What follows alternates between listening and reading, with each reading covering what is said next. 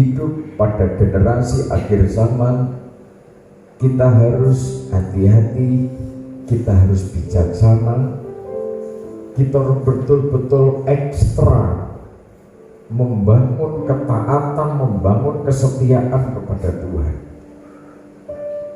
Sebab apa yang akan terjadi, bahkan peristiwa-peristiwa yang terjadi pada akhir zaman, semua sudah dituliskan dalam Alkitab ini.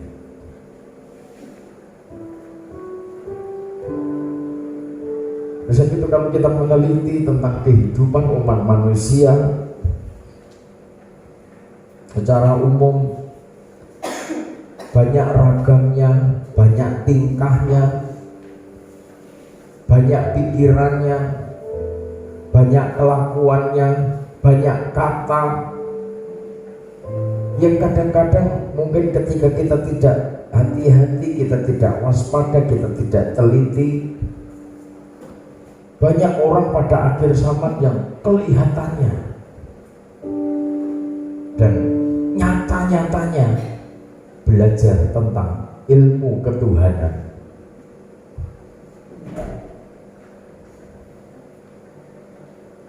Disebut teologi, itu ilmu yang mempelajari tentang ketuhanan.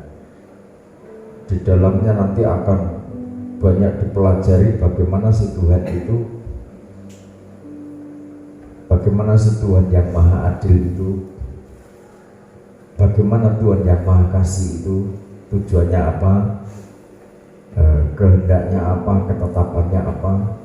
Tuhan yang maha kasih, Tuhan yang maha dahsyat, maha besar itu, Tuhan yang maha sempurna itu, pokoknya yang sempurna ada di dalam Dia.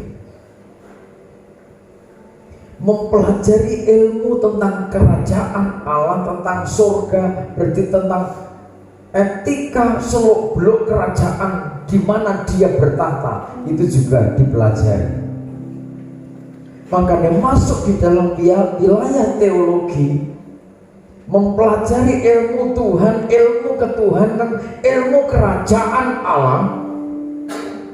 Kalau tidak betul-betul siap, tidak betul-betul mempersembahkan hidupnya sepenuh untuk Tuhan, justru malah banyak orang nanti akan bermunculan orang yang aneh-aneh. Banyak orang yang mempelajari ilmunya Tuhan justru malah gendreng. Jadi ngerti gendreng, Pak? Gendreng itu malah salewang. Yang diterapkan dalam hidupnya, yang diterapkan dalam keluarganya, yang diterapkan dalam ucap katanya, tindakannya, bukan kehendak, bukan ketetapan dan maunya Tuhan. Tuhan ini membangun dunia ini sedemikian rupa, harmonisasi dunia yang tinggal dinikmati oleh manusia sudah diciptakan lengkap ada di sana. Bukan hanya satu warna, banyak warna. Dari pohon-pohonan, tumbuh-tumbuhan, banyak warna. Ada demikian juga posisinya, kedudukannya, hidupnya di mana, pohon ini hidupnya di mana, warna daunnya seperti apa, tekstur daunnya seperti apa, batangnya seperti apa, batang utamanya seperti apa, akarnya seperti apa, semua ada di bumi. Dan Tuhan sudah menetapkan sesuai dengan kondisinya, kebutuhan nutrisinya apa, manfaat dari tumbuh-tumbuhan, dari pohon itu semua, tumbuhan yang satu dan yang lain manfaatnya berbeda-beda. Sejauh mana manusia bisa menguasai ilmunya Tuhan? Baru mempelajari tentang tumbuhan aja mumet sudah kok.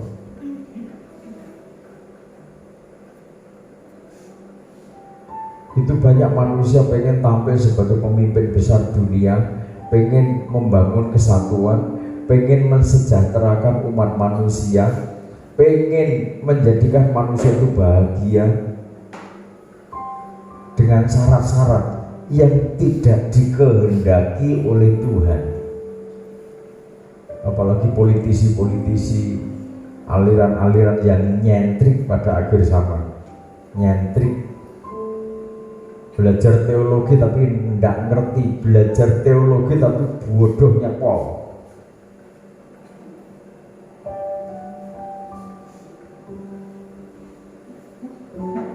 Orang pengen menciptakan keribuannya, teorinya pengen menciptakan manusia, pengen mengkondisikan manusia itu hidup sejahtera, damai, bahagia.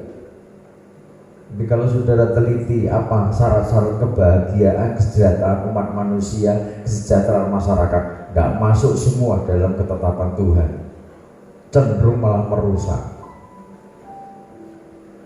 Membangun kesatuan, membangun kerukunan tanpa kita harus mengubah fungsi kedudukan, keperluannya apa, satu sama lain itu punya kepentingan, satu sama lain itu punya kebutuhan, yang dimana kebutuhan satu sama yang lain tidak sama dengan kebutuhan saudara. Seperti pohon durian, nutrisi kebutuhannya berbeda dengan dengan semak-semak, namanya sambiloto. Manfaat fungsi dari buah durian dan daun-daunnya juga berbeda dengan manfaat yang diberikan Tuhan pada semak sambiloto. Itu mau disamakan. Manusia yang bodoh mau menyamakan bahwa kebutuhannya sambiloto sama dengan kebutuhannya pohon durian.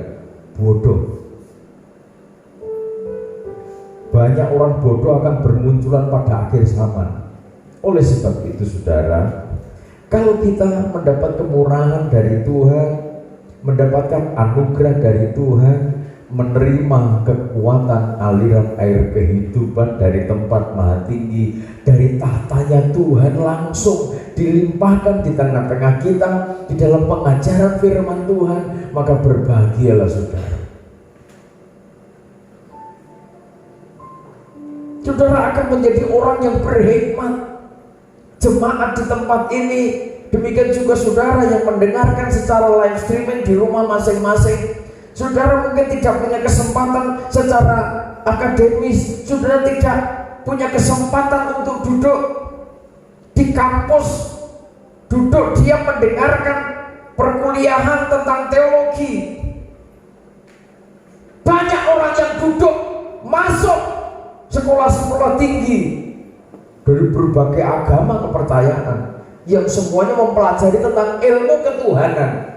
Apa yang ditemukan justru membuat rusak dunia ini. Banyak di antara mereka yang mempelajari ilmu tentang kasih, tetapi realisasinya merusak tatanan Tuhan, menghancurkan yang sudah dibangun oleh Tuhan. Orang-orang seperti ini nanti jadi keraknya neraka. Manusia semua mau disamaratakan, tidak mau menerima perbedaan. Bahwa di Indonesia ini ada suku Jawa, suku Sunda, suku Madura, suku Osing, suku Baduy, suku apa lagi di Jawa? Di Jawa saja suku-sukunya terlalu banyak. Jangan kira di Jawa itu tidak banyak suku. Orang Jakarta mungkin bilang, oh di Jawa rumahnya, pikirnya Jawa itu Jawa Tengah, Jogja, Solo, Jawa. Bicara Pulau Jawa itu dari ujung Belambangan sampai ujung Kulon, itu Pulau Jawa. Di dalam Pulau Jawa itu ada suku-suku yang mendiami lokasi wilayahnya masing-masing. Dari ujung Belambangan sana ada suku-suku yang memang sudah bertahun-tahun beranak cucu sampai sekarang.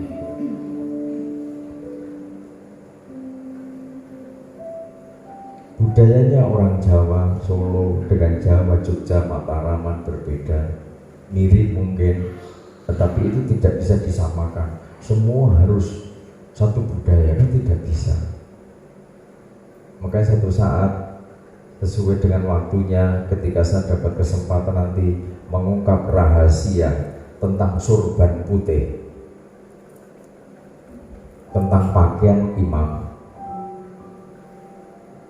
Nanti mesti ada yang bertanya, kenapa Pak Pendeta, kenapa pendeta-pendeta di Indonesia kok tidak pakai kostum seperti Imam Harun, Imam besar Harun, dan imam-imam yang sudah ditetapkan seperti hukum Taurat. Kalau sesuai aturan hukum Taurat, kostum saya mestinya saya pakai sorban putih dengan patam emas yang ditaruh. Setelah saya pakai sorban putih, maka ada patam meterai yang diikat dengan kain warna ungu. Kostumnya Imam besar Harun, maka saya orang yang paling kaya kalau pakai aturan Taurat.